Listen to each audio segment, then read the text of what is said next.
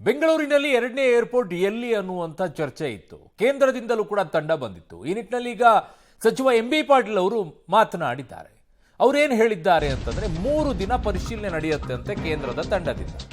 ಬೆಂಗಳೂರಿನಲ್ಲಿ ಎರಡನೆಯ ಏರ್ಪೋರ್ಟ್ ಎಲ್ಲಿ ನಿರ್ಮಾಣವಾಗುತ್ತೆ ಅನ್ನುವಂಥ ಪ್ರಶ್ನೆ ಬೆಂಗಳೂರಿನಲ್ಲಿ ಸಚಿವ ಎಂಬಿ ಪಾಟೀಲ್ ಅವರು ಹೇಳಿಕೆಯನ್ನ ಕೊಟ್ಟಿದ್ದಾರೆ. ಕೇಂದ್ರದ ಅಧ್ಯಯನ ತಂಡ 3 ದಿನ ಸ್ಥಳವನ್ನ ಪರಿಶೀಲನೆಯನ್ನ ಮಾಡ್ತಾರೆ. ಆಮೇಲೆ ನಾವು ಡಿಪಿಆರ್ ಅನ್ನ ಮಾಡಬೇಕಾಗತ್ತೆ. ಬಿಡದಿಯಲ್ಲಿ ನಾವು ಏರ್ಪೋರ್ಟ್ ಮಾಡ್ತಿಲ್ಲ ಅನ್ನುವಂಥದ್ರ ಬಗ್ಗೆ ಸ್ಪಷ್ಟನೆಯನ್ನ ಕೊಡ್ತಾ ಇದ್ದಾರೆ. ಅಲ್ಲಿ D K Shivakumar greater Bidadi site ಅನ್ನ ಮಾಡ್ತಿದ್ದಾರೆ. ಹಾರೋಹಳ್ಳಿ ಕುಡಿಗಲ್ ರಸ್ತೆ ಜಾಗ ನೋಡಿದ್ದೇವೆ ಅಂತ ಎಂಬಿ ಪಾಟೀಲ್ ಅವರು ಹೇಳ್ತಾ ಇದ್ದಾರೆ. ಟೆಕ್ನಿಕಲ್ ಕಮಿಟಿ ಏನ್ ರಿಪೋರ್ಟ್ ಕೊಡುತ್ತೋ ನೋಡೋಣ ಅಂತ ಪರಮೇಶ್ವರ್ ಅವರು ಕೂಡ ಈ ಬಗ್ಗೆ ಹೇಳಿದ್ದಾರೆ. ಬೆಂಗಳೂರಿನಲ್ಲಿ ಎರಡನೆಯ ಏರ್ಪೋರ್ಟ್ ಎಲ್ಲಿ ನಿರ್ಮಾಣವಾಗುತ್ತೆ ಅನ್ನೋದು ರಾಜ್ಯ ಸರ್ಕಾರ ಕೆಲವೊಂದಿಷ್ಟು ಜಾಗಗಳನ್ನು ಹೇಳಿದೆ, 2-3 ಜಾಗಗಳನ್ನು. ಅದರಲ್ಲಿ ಅಧ್ಯಯನವನ್ನು ನಡೆಸಿ ಅದು ಸೂಕ್ತನ ಅಲ್ವಾ ಅನ್ನುವಂಥದ್ದನ್ನು ನೋಡಿ ಕೇಂದ್ರ ಸ್ಪಷ್ಟಪಡಿಸುತ್ತೆ. ಅದಾದ ನಂತರ ಡಿಪಿಆರ್ನ ಸಿದ್ಧಪಡಿಸಬೇಕಾಗತ್ತೆ ಅನ್ನೋದನ್ನ ಎಂಬಿ ಪಾಟೀಲ್ ಅವರು ಹೇಳಿದ್ದಾರೆ. ಇನ್ನು ಪರಮೇಶ್ವರ್ ಕೂಡ ಈ ವಿಚಾರದಲ್ಲಿ ಮಾತನಾಡಿದ್ದಾರೆ. ಎಲ್ಲ ಬಂದಿದ್ದಾರೆ, ಸೆಂಟ್ರಲ್ ಟೀಮ್ ಬಂದಿದ್ದಾರೆ. ನಾನು ಹೇಳಿದ್ದಾರೆ 7ರಿಂದ 9 ನಿನ್ನೆ ಇವತ್ತು ನಾಳೆ 3 ದಿನ ಇದ್ದು ಎಲ್ಲ ಏನು ಸ್ಥಳಗಳಿದ್ದಾವೆ ಆ ಸ್ಥಳಗಳನ್ನ ಪರಿಶೀಲನೆ ಮಾಡ್ತಾರೆ,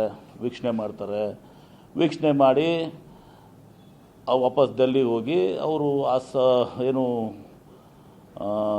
ನಿವೇಶನಗಳಿದ್ದಾವೆ, ಅವು ಜಾಗಗಳಿದಾವೆ, ಆ ಜಾಗಗಳು ಸೂಕ್ತವಾಗಿದ್ದಾವಲ್ಲ ಅಂತೇಳಿ ಅದು ರಿಪೋರ್ಟ್ ಕೊಡ್ತಾರೆ. ಅವ್ರು ಕೊಟ್ಟಾದಮೇಲೆ ಮುಂದೆ ನಾವು DPR ರೆಡಿ ಮಾಡಬೇಕಾಗ್ತದೆ, ವಿಸಿಬಿಲಿಟಿ ಸ್ಟಡೀಸ್ಗೆ. ಹಾಗೆ ಯಾವುದು ದೊಡ್ಡ ಕಂಪನೀಸ್ನು ಯಾರೇ ಜೋವರ್ ಏರ್ಪೋರ್ಟ್ ಮಾಡಿದ್ದಾರೆ, ಯಾರು ನವಿ ಮುಂಬೈ ಏರ್ಪೋರ್ಟ್ ಮಾಡಿದ್ದಾರೆ, ಇಂಥ ಅವ್ರನ್ನ ಎಕ್ಸ್ಪರ್ಟ್ಸ್ನ ಒಳಗೊಂಡು ನಾವು ಎಲ್ಲಿ ಏರ್ಪೋರ್ಟ್ ಆದರೆ ಸೂಕ್ತ ಆಗ್ತದೆ, ಪ್ಯಾಸೆಂಜರ್ ಲೋಡು, ಕಾರ್ಗೋ ಲೋಡು, ಇನ್ನೂ ಅನೇಕ ಮಾನದಂಡಗಳೆಲ್ಲ ಕೂಡಿ ಇವತ್ತೊಂದು ಸರ್ ರಿಪೋರ್ಟ್ ಸಬ್ಮಿಟ್ ಮಾಡ್ತಾರೆ. ಅದಾದಮೇಲೆ ಮುಖ್ಯಮಂತ್ರಿಗಳು ಕ್ಯಾಬಿನೆಟ್ ಅಂತಿಮ ನಿರ್ಧಾರ ತೆಗೆದುಕೊಳ್ತೀವಿ. ಈಗ ಬಿಡದಿ ಹತ್ರ ಮಾಡಬೇಕು ಅಂತೇಳಿ ನಾವು ಯೋಚನೆ ಮಾಡಿದ್ವಿ. ಆ ಸಂದರ್ಭದಲ್ಲಿ ಟೆಕ್ನಿಕಲ್ ಟೀಮ್ ಆಗಲ್ಲ ಅಂತ ಹೇಳಿದ್ರು. ಹಾಗಾಗಿ ದೇವನಹಳ್ಳಿ ಕೊಟ್ವಿ. ಮತ್ತೆ ಈಗ ಅದೇ ಸ್ಪಾಟ್ ಅಲ್ಲೇ ಕೇಳ್ತಾ ಇದ್ದಾರೆ ಪರಮೇಶ್ವರ್ ಅವರು. ಈಗ ನಾವು ಬಿಡದಿ ಸ್ಪಾಟ್ನಲ್ಲಿ ಮಾಡ್ತಾ ಇಲ್ಲ. ನಾವು ಮಾಡ್ತಾ ಇರೋವಂಥದ್ದು ಒಂದು ಜಾಗ ತೋರಿಸಿದ್ದು ಕನಕಪುರ ರೋಡಿಗೆ. ಬಿಡದಿಯಲ್ಲಿ ಸೈಟ್ನಲ್ಲಿ ಡಿ ಕೆ ಶಿವಕುಮಾರ್ ಅವರು ಅದನ್ನು ಗ್ರೇಟರ್ ಬಿಡದಿ ಒಂದೇನೋ ಅಲ್ಲಿ ಲೇಔಟನ್ನು ಮಾಡ್ತಾಯಿದ್ದಾರೆ. ನಾವು ಬಿಡದಿನೂ ಅಲ್ಲ, ಇದು ಹಾರೋಹಳ್ಳಿನೂ ಅಲ್ಲ. ಹಾರೋಹಳ್ಳಿಗೆ ಅಂಟ್ಕೊಂಡು ಕನಕಪುರ ರಸ್ತೆಗೆ ಇರುವಂಥ ಈ 2 ನಿವೇಶನಗಳಿದ್ದಾವೆ, 2 ಜಾಗಗಳಿದ್ದಾವೆ. ಒಂದು ನೆಲಮಂಗಲ ಟು ಅಲ್ಲಿ ನಿಮ್ಮ ಕುಣಿಗಲ್ ರಸ್ತೆಗಿರುವಂಥದ್ದಿದೆ. ಇವೆಲ್ಲವೂ ಕೂಡ 2 ಕೂಡ 50 ಕಿಲೋಮೀಟ್ರು, ವಿಧಾನಸೌಧದಿಂದ 50 ಕಿಲೋಮೀಟ್ರ್ ಒಳಗಡೆ ಇದ್ದಾವೆ. ಕಟ್ಸಿ ಭೇಟಿಯಾಗಿ ಏನಾದರೂ ಅವ್ರು ಕೇಳೋದಿದ್ರೆ ಅಥವಾ ನಾವು ಕೇಳೋದಿದ್ರೆ ಆಗ್ತದೆ ಅಷ್ಟೇ. It's mayor formality. ನಾವೆಲ್ಲ ಹೇಳೋದೆಲ್ಲ ಹೇಳಿದ್ದೇವೆ. ಈಗ ನೆಲಮಂಗಲ ಒಂದು ಕಡೆ ಮತ್ತು ಬಿಡದಿ ಒಂದು ಕಡೆ ಅಂತ ಹೇಳಿ ಅವರು ಹೇಳಿದ್ದಾರೆ. ಯಾವುದು ನಾವು ಹೇಳೋದಕ್ಕಿಂತ ಅವರು ಟೆಕ್ನಿಕಲ್ ಫೀಸಿಬಿಲಿಟಿ ನೋಡ್ತಾರೆ.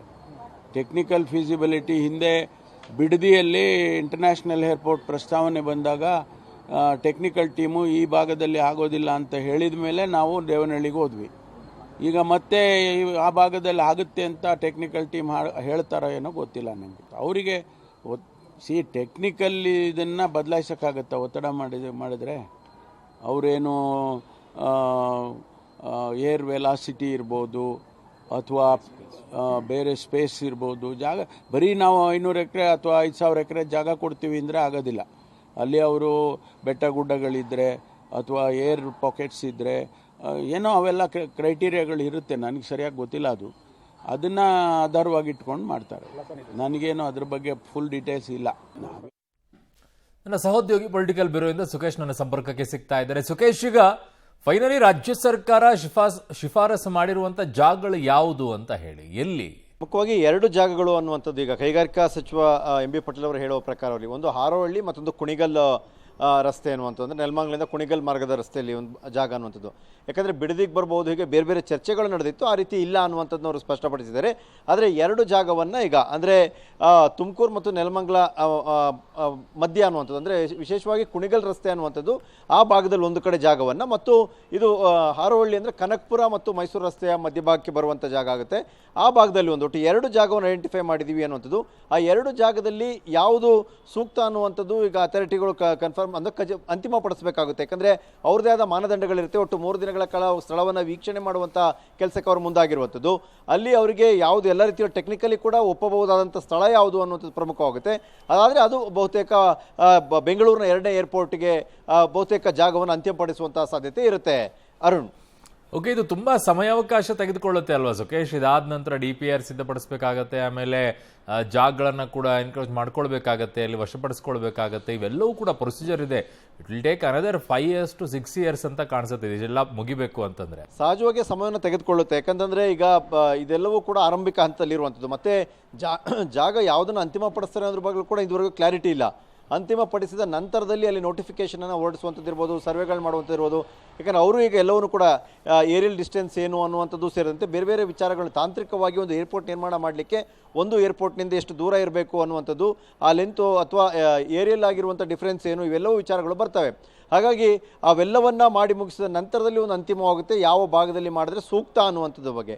ಆ ಒಂದು ಏರ್ಪೋರ್ಟ್ ನಂತರದಲ್ಲಿ ನೋಟಿಫಿಕೇಶನ್ ಹೊರಡಿಸುವಂಥದ್ದು ಅಥವಾ ಜಾಗವನ್ನು ವಶಪಡಿಸಿಕೊಳ್ಳುವಂಥದ್ದು, ಹೀಗೆ ಬೇರೆ ಬೇರೆ ಪ್ರೊಸೀಜರ್ಗಳಿರುತ್ತೆ. ಸಹಜವಾಗಿ ಸಮಯವನ್ನು ತೆಗೆದುಕೊಳ್ಳುತ್ತೆ. ಅರುಣ್, ಓಕೆ ಸುಖೇಶ್, ನಿಮ್ಮೆಲ್ಲ ಮಾಹಿತಿಗೆ ಧನ್ಯವಾದಗಳು.